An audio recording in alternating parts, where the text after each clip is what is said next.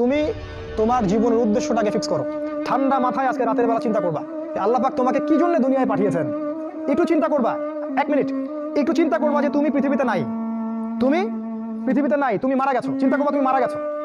এরপর চিন্তা করবা তুমি যে মারা গেছো পৃথিবীর কারো কোনো সমস্যা হচ্ছে কিনা। তুমি যে মারা গেছো পৃথিবী কি থেমে আছে? তোমার পরিবার থেমে থাকবে? তোমার শিক্ষা, তোমার বন্ধু বান্ধব, তোমার আত্মীয় স্বজন কেউ থেমে থাকবে?